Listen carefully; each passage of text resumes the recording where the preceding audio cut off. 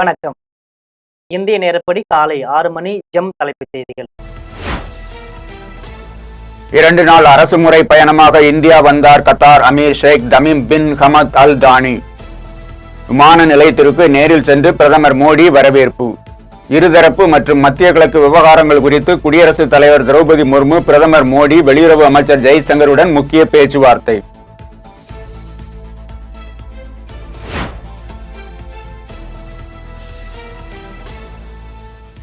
நெல்லை, குமரி, தூத்துக்குடியில் கடற்கரையோர பகுதியில் தாது மணல் கொள்ளை. தமிழ்நாடு அரசுக்கு ரூபாய் 5832 கோடி அபராதம் செலுத்த சென்னை உயர்நீதிமன்றம் உத்தரவு. சிபிஐ விசாரணை நடத்தவும் பரிந்துரை.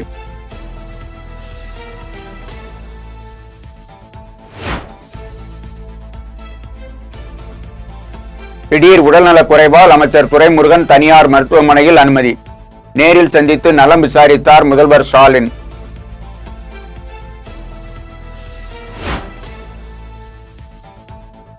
தேர்தல் ஆணையர் ராஜீவ்குமார் ஓய்வு.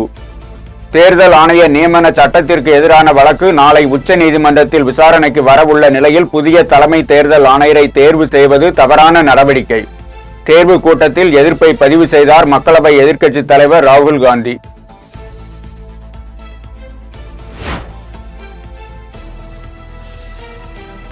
அதிமுக முன்னாள் அமைச்சர் KT ராஜேந்திர பாலாஜி மீது சிபிஐ வழக்கு பதிவு.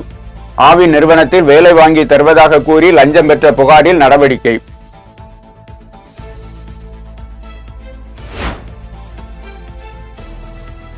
மகா சிவராத்திரி விழாவில் பங்கேற்க 25ஆம் தேதி கோவை வருகிறார் மத்திய உள்துறை அமைச்சர் அமித்ஷா. மறுநாள் கோவையில் இருந்து காணொலி காட்சி மூலம் 5 மாவட்ட பாஜக புதிய அலுவலகங்களை திறந்து வைக்கிறார்.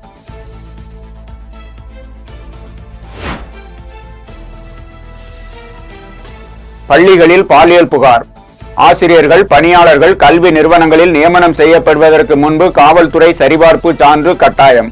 போக்சோ வழக்கில் தண்டனை பெறும் ஆசிரியர்கள், பிற பணியாளர்களின் கல்வி சான்றிதழ்கள் ரத்து. தலைமைச் செயலாளர் தலைமையில் நடந்த கூட்டத்தில் முடிவு.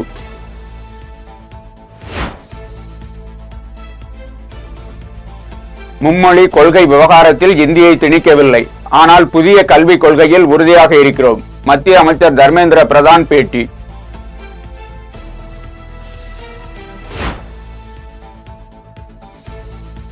அனைத்து மாநில தலைநகரங்கள் மற்றும் சர்வதேச நகரங்களில் திருப்பதி வெங்கடாச்சலபதி கோவில் நிறுவப்படும்.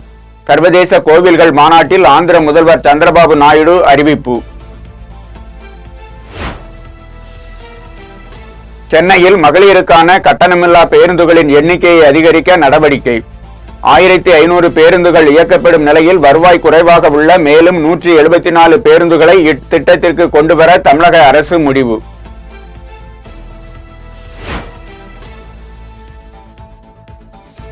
முதலமைச்சர் ஸ்டாலின் ஒரு தந்தையாக இன்னும் நிறைய திட்டங்களை செயல்படுத்துவார்.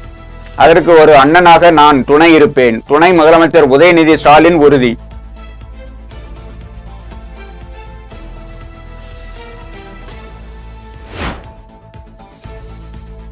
தேர்தல் ஆணையர் ராஜீவ்குமார் ஓய்வு. புதிய தலைமை தேர்தல் ஆணையராக ஞானேஸ்வர் குமார் நியமனம். நாளை பதவியேற்க உள்ளதாக அறிவிப்பு. சென்னையில் 10 நவீன காவல் உதவி மையங்கள் துணை முதலமைச்சர் உதயநிதி ஸ்டாலின் திறந்து வைத்தார்.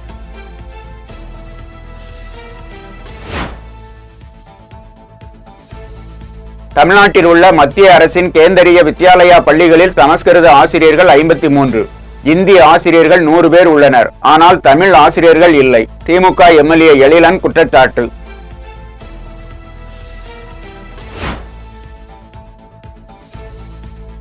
நீதிபதிகளில் 79% முற்பட்ட வகுப்பினர்.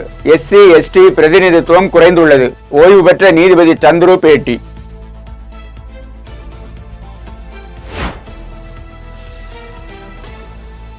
அரசியல் கட்சியில் மூத்த தலைவர், இளைய தலைவர் என்றெல்லாம் கிடையாது. கேள்வி மேல் கேள்வி கேட்காதீர்கள். திருச்சியில் செய்தியாளரிடம் அதிமுக முன்னாள் அமைச்சர் செங்கோட்டையன் பேட்டி.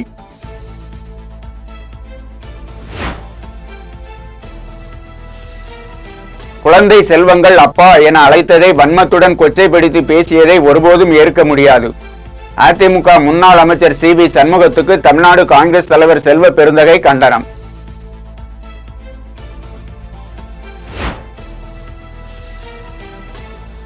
உறுப்பு தானத்தை ஊக்குவிக்க நடவடிக்கை. உடல் உறுப்பு தானம் செய்தால் அரசு மரியாதை செலுத்தப்படும். புதுச்சேரி மாநில அரசு உத்தரவு.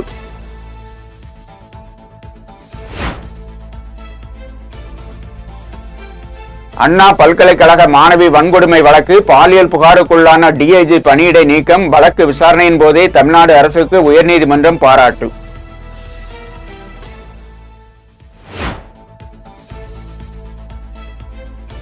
மத்தியில் காங்கிரஸ் ஆட்சி காலத்திலேயே மும்மொழி கொள்கையை வலியுறுத்திய போது தமிழ்நாட்டில் கடும் எதிர்ப்பு கிளம்பியது. மூத்த தலைவர் பீட்டர் அல்போன்ஸ் கருத்து.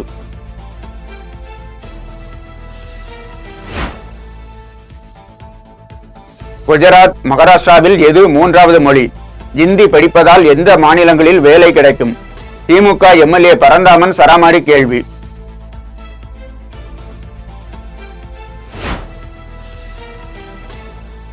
காலம் கனிந்து கொண்டிருக்கிறது. சில ரகசியங்கள் உள்ளன. அதனை இப்போது பகிரும் சூழலில் இல்லை. சென்னை எழும்பூரில் நடைபெற்ற அதிமுக தொண்டர்கள் உரிமை மீட்பு குழு கூட்டத்தில் ஓ பன்னீர்செல்வம் பேச்சு.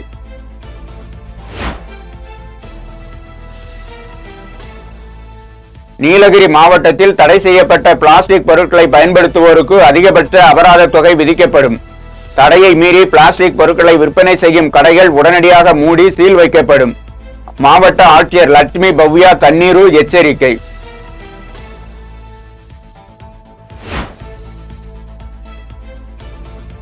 நடிகை விஜயலட்சுமி புகாரை விசாரிக்க தடை கேட்டு நாம் தமிழர் சீமான் தொடர்ந்த வழக்கு தள்ளுபடி.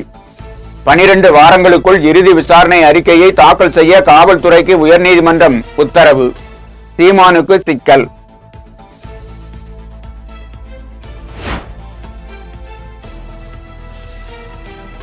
சீமான், விஜய், அன்பில் மகேஷ், எடப்பாடி பழனிசாமி, உதயநிதி குழந்தைகள் தாய்மொழியில் மட்டும்தான் கற்கிறார்கள் என்று வெள்ளை அறிக்கை தர முடியுமா? பாஜக மாநில தலைவர் அண்ணாமலை கேள்வி.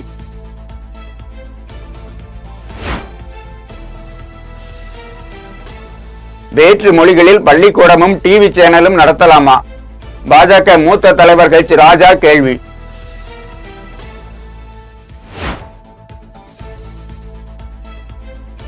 சென்னை பழவந்தாங்கல் ரயில் நிலையத்தில் பெண் காவலரிடம் பாலியல் சீண்டல். குற்றவாளியை பொதுமக்களை அடித்து உதைத்து தூக்கிச் சென்று போலீசில் ஒப்படைப்பு.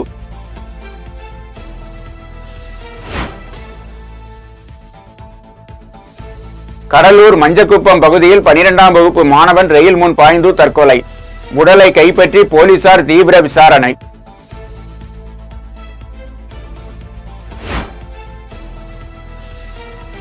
தஞ்சை அன்னை சத்யா நகர் பகுதியில் 14 வயது சிறுமியை 3 நாட்களாக வீட்டில் அடைத்து வைத்து வன்கொடுமை செய்த கொடூரம். புவனேஸ்வரன் என்பவர் கைது.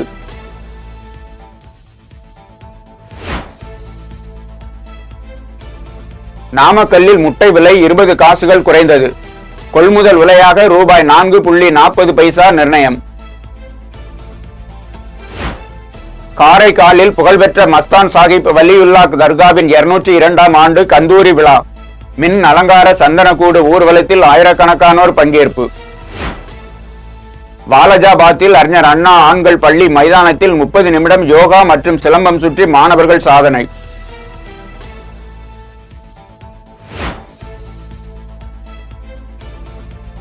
தென்காசி அருகே உள்ள இடைக்கால் பகுதியில் 4 ஆடுகளை விழுங்கிய மலைப்பாம்புகள்.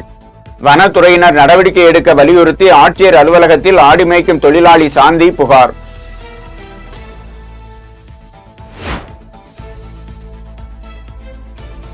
திருவண்ணாமலை மாவட்டம் செங்கம் அருகே கரைபுரண்டு ஓடிய ஆற்று வெள்ளத்தில் மூழ்கிய சென்னியம்மன் ஆலயம். வெள்ளம் குறைந்த நிலையில் அம்மனை தரிசிக்க மீண்டும் பக்தர்கள் குவிந்தனர்.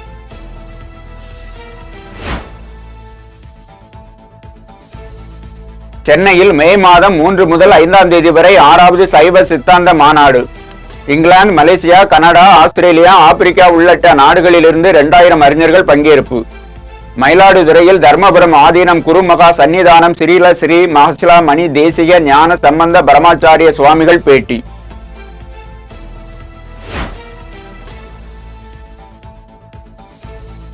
சீர்காழி அருகே சித்தர்புரத்தில் 18ஆம் படி சங்கிலி கருப்பண்ண சுவாமி உட்பட பரிவார சுவாமிகளுக்கு குட முழுக்கு. திரளான பக்தர்கள் பங்கேற்பு.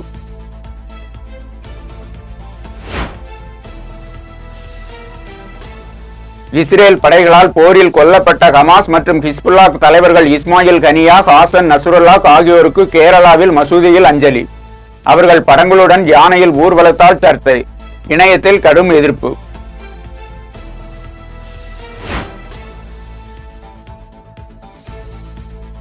(2026) தேர்தல் பணிகளுக்காக 82 மாவட்டங்களுக்கு அதிமுக மாவட்ட பொறுப்பாளர்கள் நியமனம். பொதுச் செயலாளர் எடப்பாடி பழனிசாமி அறிவிப்பு. முன்னாள் அமைச்சர் செங்கோட்டையன், ஜெயக்குமார், SP வேலுமணி, தங்கமணிக்கு பொறுப்புகள் இல்லை.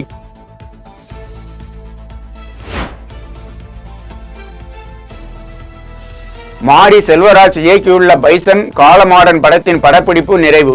படக்குழு தகவல்.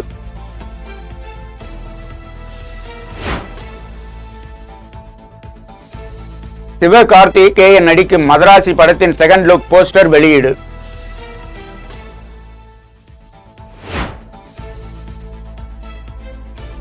மூன்றாவது பெண்கள் பிரீமியர் லீக் போட்டி. டெல்லி கேபிட்டல்ஸ் அணியை 8 விக்கெட் வித்தியாசத்தில் வீழ்த்தி பெங்களூரு அணியை அபாரம்.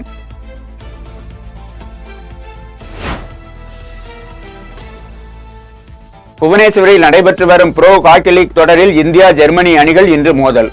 மற்றொரு ஆட்டத்தில் இங்கிலாந்து ஸ்பெயின் பல பரீட்சை.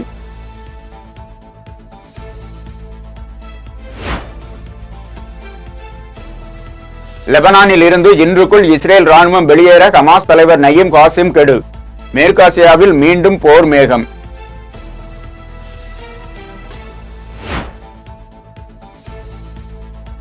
சீனாவின் டீப் டெக் செயற்கை நுண்ணறிவு செயலிக்கு தென்கொரிய அரசு தடை.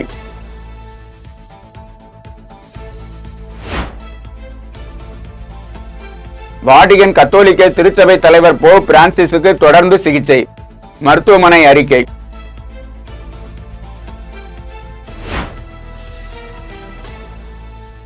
உக்ரைன் பாதுகாப்புக்கு படைகளை அனுப்ப தயார்.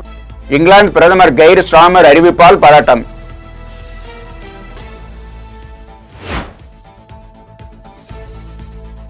அமெரிக்காவுக்கு எதிராக ஒன்றிணைந்து செயல்பட வேண்டும். நாடுகளுக்கு கனேடிய அமைச்சர் மெலானி ஜோலி அழைப்பு. இத்துடன் ஜெம் செய்திகள் நிறைவடைகின்றன. மீண்டும் ஜெம் செய்திகள் காலை 8:30 மணிக்கு. உடனுக்குடன் செய்திகளை காண GemLive.tv என்ற இணையதளத்தில் இணைந்திருங்கள். நன்றி, வணக்கம்.